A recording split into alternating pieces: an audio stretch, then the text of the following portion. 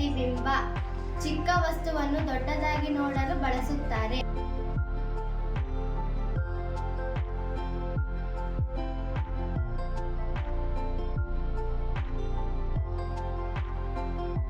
ನಿಮ್ನ ದರ್ಪಣ.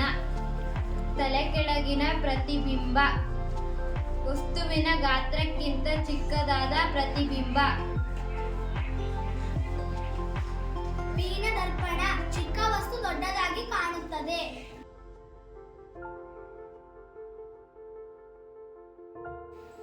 ದರ್ಪಣಕ್ಕೆ ಉದಾಹರಣೆ: ಒಳಭಾಗದಿಂದ ನೋಡಿದಾಗ ನಿಮ್ಮ ದರ್ಪಣ ವರ್ತಿಸುತ್ತದೆ. ಹೊರಭಾಗದಿಂದ ನೋಡಿದಾಗ ಪೀನ ದರ್ಪಣ ವರ್ತಿಸುತ್ತದೆ. ಸೂರ್ಯನ ಬೆಳಕು 7 ಬಣ್ಣಗಳಾಗಿ ವಿಭಜಿಸಿರುವುದು.